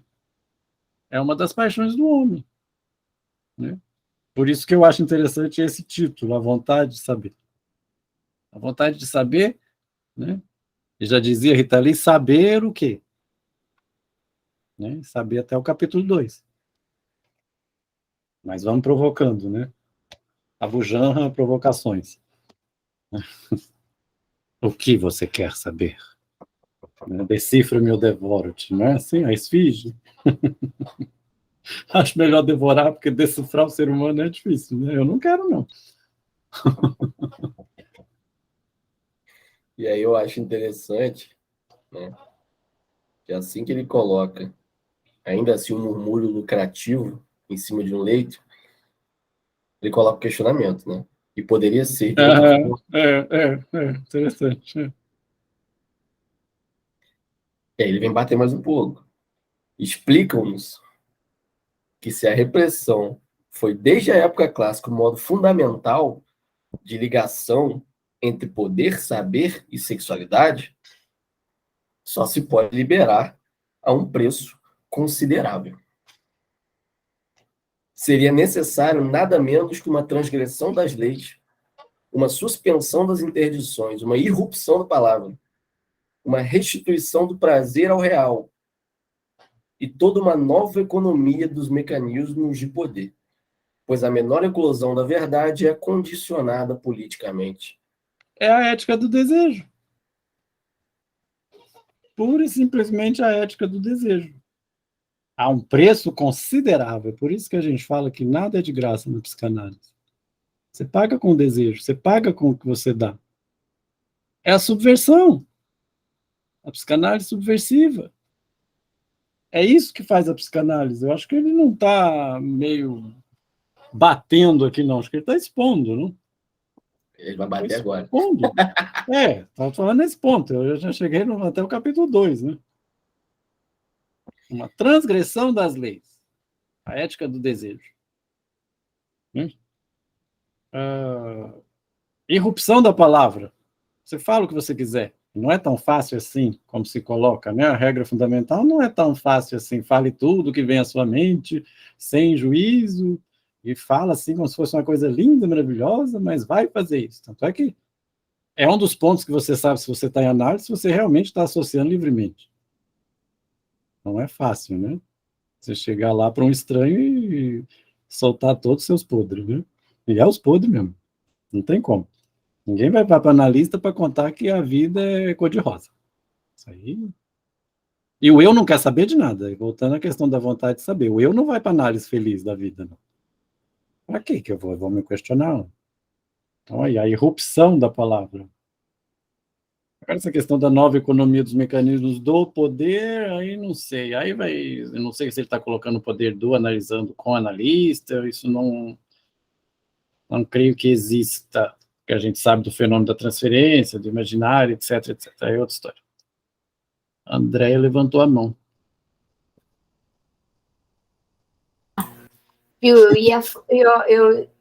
Você falando, Gustavo, só me veio uma coisa assim, né? Quando você estava falando analisando das palavras, tá? Me veio assim, né? Quer dizer, e a análise só acontece, por exemplo, também quando o cara ele tem o desejo, né? Porque muitas vezes ele vai falar assim, não, eu estou fazendo análise porque a minha mãe quis, ou porque minha mulher pediu. Quer dizer, ali também não há análise, né?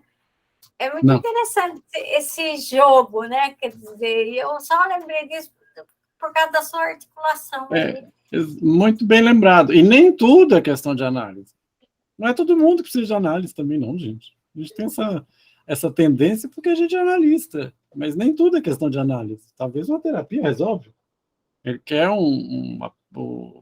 você precisa de um alívio para um sofrimento passageiro, vamos dizer assim. Então, exatamente.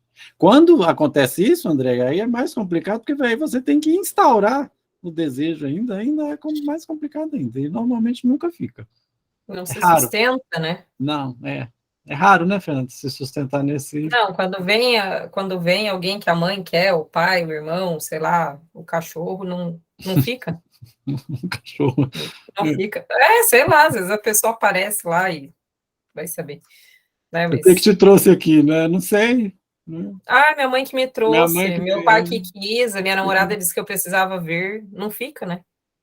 Às vezes, numa conversa, você vai produzindo analítico ali, mas é um trabalho duplicado, né?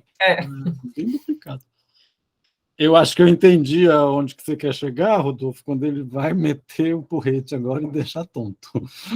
É exatamente a próxima frase. Exato. Tudo isso que a gente está falando aqui, ele vem e coloca.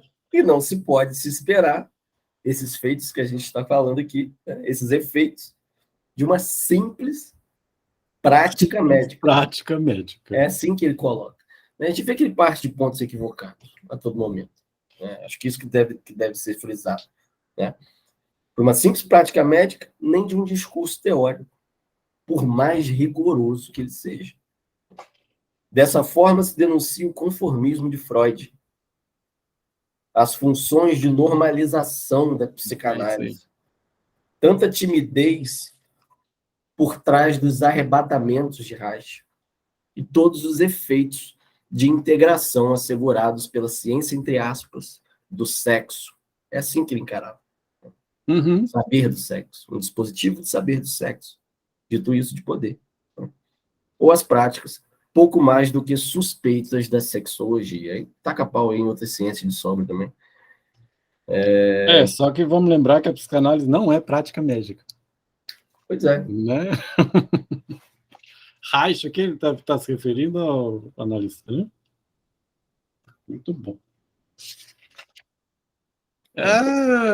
Senhor Foucault. Posso perguntar uma coisa, Rodolfo? Claro.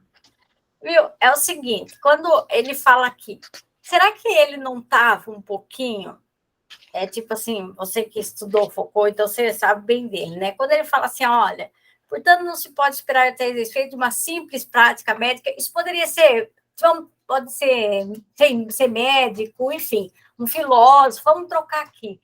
Um pouco do que acontece hoje, será que Foucault não viu muito do que acontece hoje nos nossos dias? Quer dizer, que hoje você tem que brigar, que vou falar uma fake news, tá? Ah, não, Freud é psiquiatra.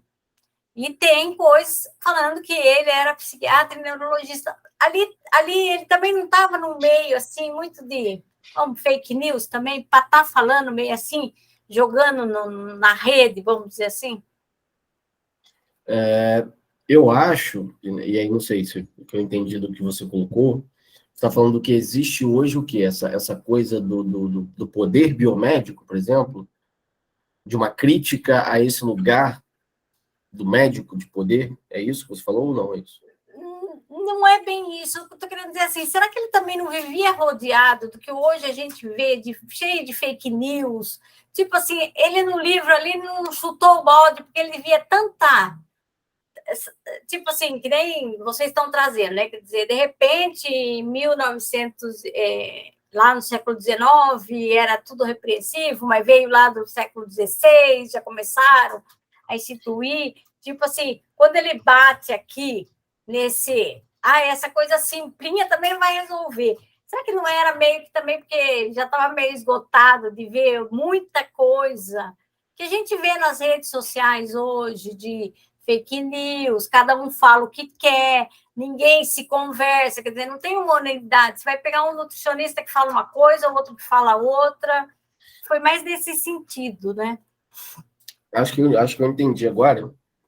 Eu acho que o que Foucault fala quando ele traz, especificamente, essa coisa de esperar tais efeitos de uma simples prática médica, quando ele usa a palavra simples aqui, ele está fazendo alusão direta à complexidade da reflexão que ele está propondo. Eu acho que o que ele quer dizer é que nada vai dar conta, né, de fato do poder. A repressão que é colocada, ela não é o poder como é colocado. Até porque o discurso contra-repressivo, ele também é dotado de poder. Né? Então, quando ele coloca por uma simples prática médica, ele está dizendo, rapaz, isso não vai dar conta de uma parada que é muito maior que isso. Vocês estão querendo dizer uma coisa, através de tal linha teórica, fundamentado dentro disso, vocês estão falando de uma parcela da parada. Muito bom, isso mesmo, gostei. Vocês estão falando, beleza, tá ok, tá válido, tá circunscrito no jogo de lucro, tá todo mundo nesse mesmo jogo, mas você está falando disso. Você não consegue dar conta do que está do outro lado. Né? O equívoco está nessa definição da prática médica, tudo mais. Né? Mas, fugindo disso, ele está dizendo que, seja o que for, a psicanálise não vai dar conta. Né? Agora, ela quer dar conta? Também. Aí que era a minha pergunta que eu ia deixar aí de finalzinho. E quer dar conta? Psicanálise não é visão de mundo? A psicanálise não é a solução de todos os problemas da lâmpada mágica de Aladim? Né? Existem problemas que a psicanálise não dá conta. É interessante a maneira como ele coloca aqui, agora que eu estou vendo aqui, enquanto a Andrea falava, conformismo. O que será que ele chama de conformismo de Freud, né? Isso é uma coisa que Freud não era conformista. Eu me questionei. Eu fiquei tentando construir alguma coisa em cima disso, mas nem me arrisquei. Eu fiquei curioso também quanto às críticas do Reich, né? A participação do Reich, que eu também sei pouquíssimo, né? Isso aí Foi importante, psicanalista, teve muitas tretas com Freud, mas é brilhante, né? Tem uma obra muito, muito importante. Quais eram as críticas de Reich, do qual Foucault se... Isso aí eu também não tenho conhecimento. Agora, Também não. tretas na psicanálise, né, Léo? Todo mundo sabe, Freud tretou com todo mundo, Sim. Lacan tretou com todo mundo, então onde tem psicanálise tem treta, igual a gente brincou da última vez, né? Nosso tempo está acabando aqui, eu queria só pontuar uma coisa que está lá na página 11, meio que deixar de provocação, que eu acho que amarra isso que a gente está falando, onde ele diz, se o sexo é reprimido, isso é, fadado à proibição, à inexistência e ao mutismo, o simples fato de falar dele e de sua repressão possui como que um ar de transgressão deliberada. Isso é a psicanálise. Isso é a psicanálise. A psicanálise é subversiva a partir do ponto que ela trata desses assuntos que são, vamos colocar uma palavra aí, tabu. Falar de sexo é tabu, sexualidade é tabu, e até hoje, como você bem colocou, né, Leo? Às vezes ou é liberal demais ou repressivo demais.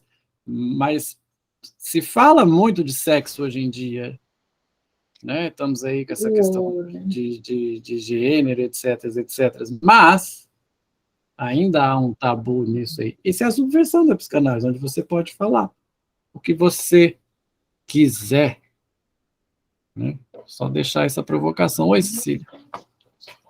Não, eu ia falar o seguinte, que assim, nessa época era repressão, tudo bem, ainda tem repressão até hoje, mas também está indo, acho que, para um posto muito grande, né? Está sendo 880, porque agora parece que o pessoal quer liberar tudo, falar tudo, mas assim, de uma maneira meio que agressiva, como para agredir as pessoas.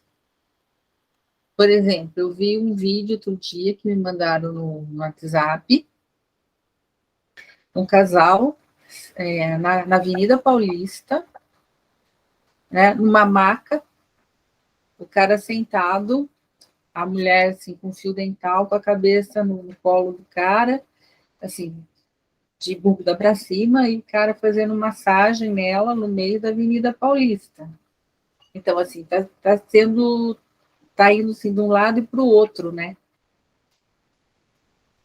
Acho que tá muita. Tanto foi muita da repressão, e agora parece que o pessoal está querendo se liberar, mas assim, se liberar de uma maneira muito agressiva, assim, para provocar mesmo. Não sei se isso é uma liberação, o que, que é. Isso é um exemplo, tá? Uhum. Essa é a agressividade pulsional. Esse fato de agredir o outro, né? Passa um pouco por aí, mas é uma questão interessante. Eu não tenho, assim, para mim, cada um tem a sua maneira de ver o sexo, o seu prazer de um jeito ou de outro, nada contra. Mas, assim, não sei por que precisa ficar expondo, assim, de uma maneira agressiva. Tudo bem se andar de mão dada, dar um beijo em público, não sei o quê, mas, assim, tem coisas que as pessoas estão fazendo em público que eu acho mais, assim, como uma forma mesmo de agredir que de outra coisa, sabe? Não sei se eu sou muito careta, muito conservadora, acho que, assim, na minha cabeça não cabe, entendeu? Eu acho que cada um pode fazer o que quiser, mas assim, mas eu não precisa impor aos outros. É isso. A Nila levantou a mão. Colega, eu não tiro nem acrescento uma palavra no que você disse. Perfeito. Está muito baixinho, Kate, se puder falar mais perto. Está ouvindo agora? Está ouvindo? Ainda está bem baixinho, vocês estão ouvindo? Está bem baixo.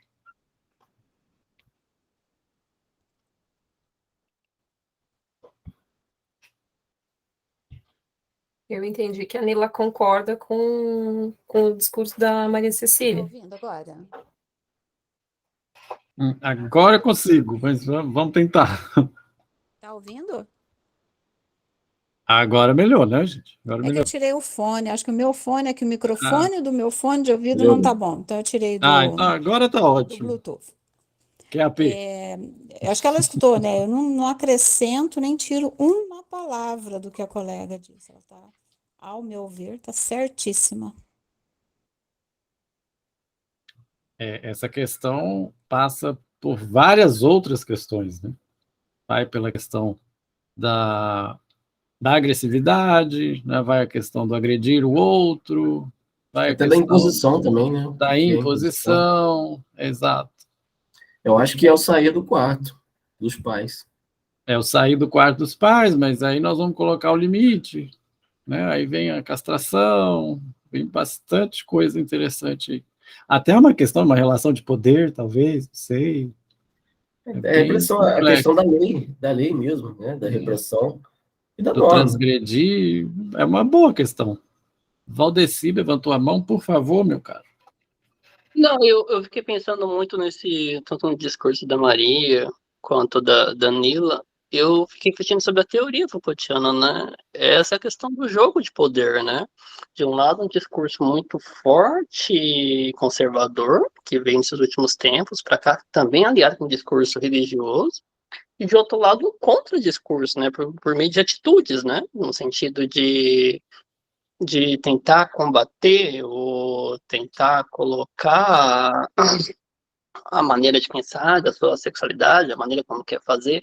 Então, tem muito Foucault nesses dois tipos que a gente está vendo na sociedade hoje, né? Tipo, são os dois tipos de discurso que não seria tão... É contraditório no sentido de como se expõe a sua sexualidade, mas no sentido de forças, né? De qual vai ser o mais dominante, são muito parecidos a forma de se Relação de poder. de relação de poder na sociedade, né? O conservadorismo com a liberalidade sexual, assim, vão se batendo, né? Porque a gente está vivendo um momento histórico que ambos estão tentando medir forças, assim. Talvez até Eu numa mesma esqueci. proporção, né? É, Tipo, sei lá, teve um momento histórico de que a coisa era muito, né, libertinagem, sei lá, pensando aí no período medieval, e aí vem essa era vitoriana e a coisa fica, tipo, muito fechada, e aí, de repente, a gente está vivendo um momento bem dual, né? Porque se você olha de um lado, existe uma moralidade ainda muito grande em cima de muitas coisas, mas do outro lado, tipo, né, tem todo esse movimento, as pessoas fazendo essas massagens, assim, mais sensuais, no meio da Avenida Paulista, e aí choca, né, traz demonstra aí uma agressividade, mas eu percebo isso, assim, também, eu estava pensando um pouco sobre essa questão da sexualidade, falando da sexualidade, da juventude hoje em dia, sabe? Muito se vê vídeo, umas falas sobre sexualidade, esses movimentos, então, de se mostrar uma sexualidade mais liberada, digamos assim, mas, ao mesmo tempo, ainda é um tabu muito grande, sabe? Eu estava pensando sobre isso esses dias. Né? Eu tenho muito, assim, como referência, porque eu tenho uma filha adolescente, 16 anos, né? E aí, do que eu escuto, das conversas, o que eu vejo, e aí, tipo, agora, recentemente, ela começou a namorar, e aí eu chamei ela, falei, ó, vamos conversar, né? Falei, ó, você tá namorando, assim, assado e tal, e assim, sempre fui bem tranquila para conversar sobre qualquer assunto, e ela ficou, tipo, meu Deus, eu não acredito que você tá falando sobre isso comigo, mãe, deixa eu me esconder, deixa eu me enfiar debaixo da mesa. Eu falei, minha filha, eu preciso conversar com você, se eu não conversar, quem vai? Sabe? Então, assim, ao mesmo tempo que se vê e faz piada de cunho sexual, e é engraçado, e pipipipopó, quando você vai falar efetivamente sobre a questão da sexualidade, do se cuidar, aquela coisa toda, vira um negócio, sabe? Então, pensei nisso, nessa dualidade mesmo, sabe? De tipo, tá tão liberado falar sobre, ver e tudo mais, mas ao mesmo tempo, se fala, é um negócio de outro mundo. Tipo, só Assim. para fechar, eu tentei falar semana passada, mas semana passada na outra semana o microfone aqui ficou ruim, né? E eu venho de uma formação de psicologia em que a análise de discurso, análise institucional. Foucault era muito forte, né? Tipo, quando o Rodolfo falou do cuidado de si, eu fiquei louco para falar que seria, antes de eu me adentrar de cabeça na psicanálise, foi meu projeto de mestrado, sabe? Falar do cuidado de si em relação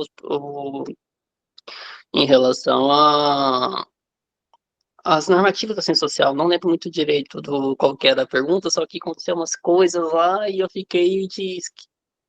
Eu juro que anexei, mas parece que eu não anexei o certificado do Lattes, aí o meu orientador que ficou dizendo, cara, eu fiquei com uma questão ética de falar, manda um e-mail para a faculdade que você seria aprovado, mas eu não poderia te mandar indiretamente, eu esqueci de olhar os editais, que estava tudo certo, mas aí eu caí na psicanálise, né, fui mais a fundo, não deu para ficar na linha Foucaultiana, mas só que quando analisando isso tudo, discursos conservadores, etc e tal, agora, indiretamente, né, na psicanálise, há não é uma falha, mas aquela famosa afirmação, né, eu sou conservador, mas adoro falar um palavrão com teor sexual, né, eu quero combater essa sexualidade liberalizada, mas cada vez mais com discursos que pregam um conservadorismo, com palavrões, com brincadeiras, com teores sexuais. Algo escapa disso aí tudo, né? Nem tudo. É o inconsciente. Exatamente. Aí nós vamos para a principal diferença. Aí é o inconsciente que fala.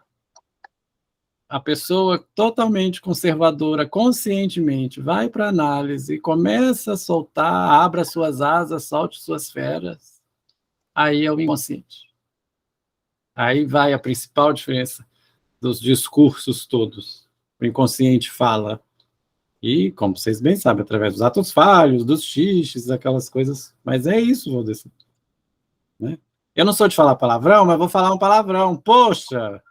Né? Só brincando, né? Então, a pessoa começa... Pode falar. E o palavrão, como dizia o orientador meu, Foucaultiano, né? É a mesma satisfação na relação sexual, né? Você fala meio escondido, mas te dá um certo êxtase, né? Tipo, filha da... Vai, palavra. Tipo, a palavra, né? Te satisfaz. Palavrão liberta. Liberta. Palavrão liberta. Palavrão liberta, sério. Palavrão liberta. Mas é exatamente essa a diferença. É o poder da transgressão. Foucault fala. E é o que a psicanálise faz. É o que a psicanálise faz. A partir do momento que você está em total transferência, a partir do momento que você está associando livremente, onde você pode falar o que realmente você quer, essas coisas começam a aparecer. Por que eu odeio tanto tal coisa? Talvez porque eu me identifique com tal coisa. E é aí que é a questão que eu brinquei com a Fernanda. Eu te dou meu sintoma até o capítulo 2. Quando isso começa a me incomodar, aí que vai voltar a questão da vontade de saber. Eu quero saber. Aí vem a questão da agressividade. Por exemplo, por que você agride homossexual, por exemplo, não agressão, quando fala agressividade, não estou falando de porrada, tá? Estou falando com qualquer coisa que seja diferente do que você pensa. As coisas começam a aflorar, as coisas começam a aparecer. Mas lembrando que isso que a Maria trouxe, que a Fernanda trouxe, que a Nila trouxe, essas coisas passam por um discurso sociológico. A psicanálise ela não dá conta disso tudo. E, repetindo, acho que nem quer dar conta disso tudo. Mas você tocou no ponto, Valdeci. É a questão do inconsciente. E aí vai a diferença principal entre a psicologia e a psicanálise. Né? Discutida aí pelo próprio Lacan, a questão da psicologia do ego, etc., etc., pelo próprio Freud. Aí, na análise, Valdeci, que esse cara aí, né, vai aparecer. E aí cabe ao analista pontuar, puxar o fio pela palavra. Pela palavra. Né? Não mais naquela ponta. Só para terminar aqui, não mais naquele caso, né, que não é de tornar consciente o inconsciente, não mais nessa tópica, mas na tópica da palavra. O que é feito com palavra é desfeito com palavra. Aí a palavra tem um poder muito grande.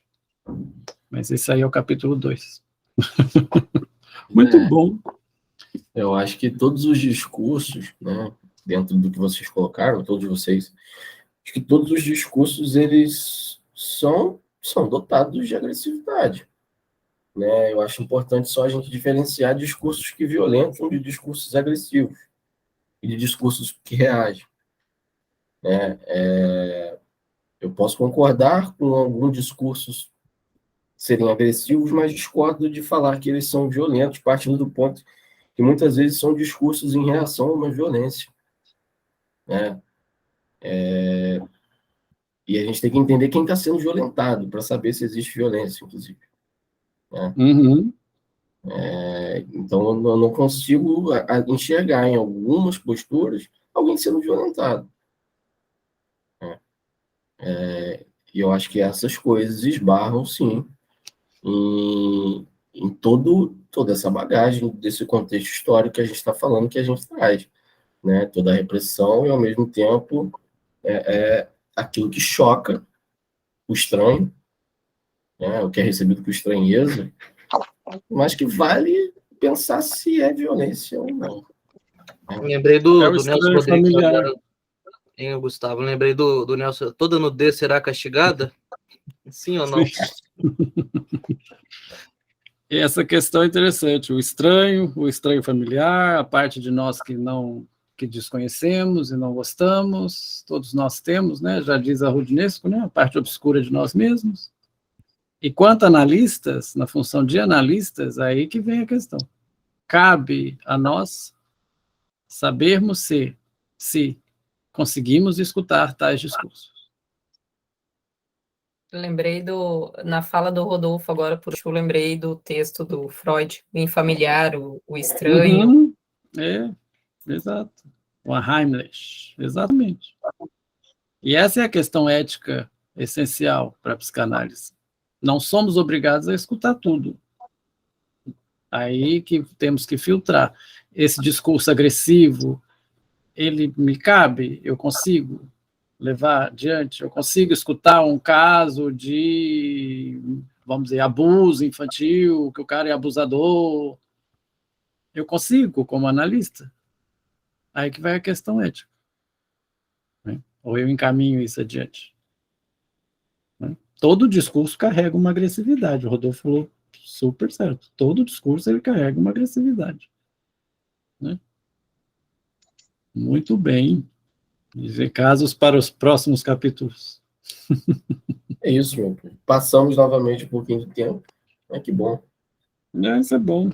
Eu vou deixar aqui para vocês uma indicação, eu não sei se quem tiver, você passar em PDF, Psicopatologia Lacaniana, a Semiologia da Sexualidade, que eu até joguei algumas coisas lá no grupo de provocação, e que eu acho que tem um trecho aqui no capítulo que chama Semiologia da Sexualidade, que vai começar...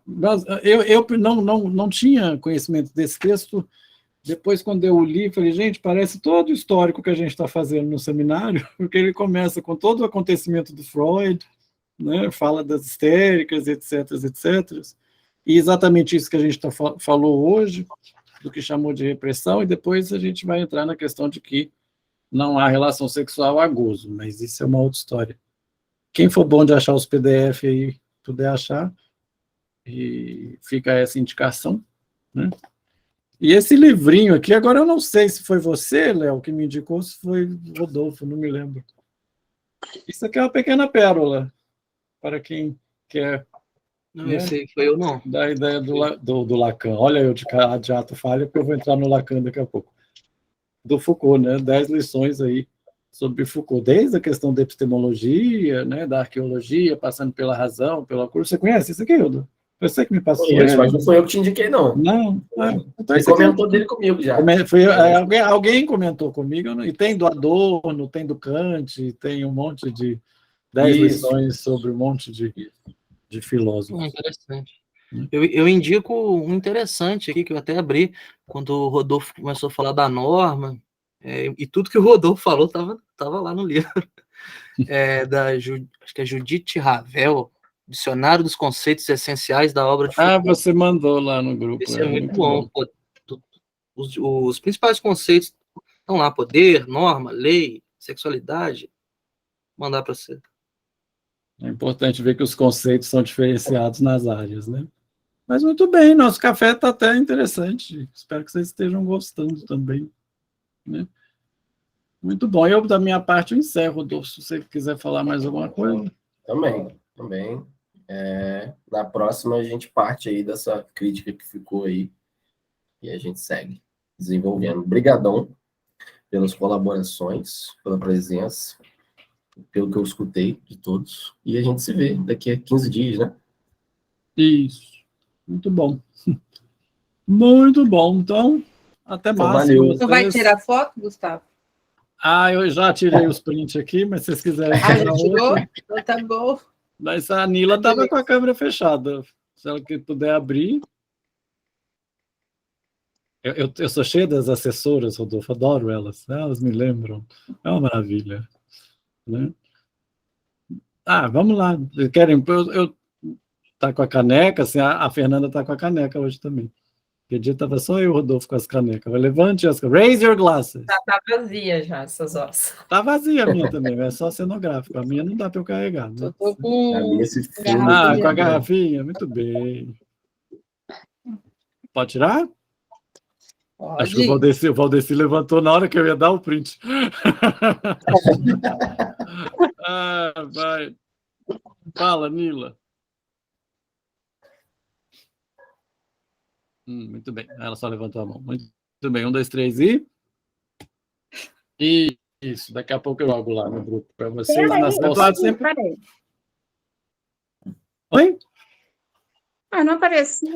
Muito bem. Agora apareceu. Agora vocês aqui. E eu tô vendo. Para mim não apareceu. Não, pode sorrir aí que está aparecendo. Senão vai ficar com a cara meio estranha. Não, pode olhar para a lente, vai. Olhe para a lente da verdade, meu amor. Dê um sorriso. Tá aparecendo? Tá. Muito bom. Muito bom. A lente da verdade sempre aparece, meu amor. Gente, boa noite. Boa noite, pessoal. Semana que vem às 6h30 também? Semana que vem às 7 horas. O Mal-Estar da Civilização, 7 horas. Tá bom? Hoje um abraço. Eu não entro. Não tinha visto que era 6h30. Então, só o Não Ser Prima que é 6h30. Tudo então, bom? Tchau. Até mais. Tudo bom. Tchau. Tchau, querido.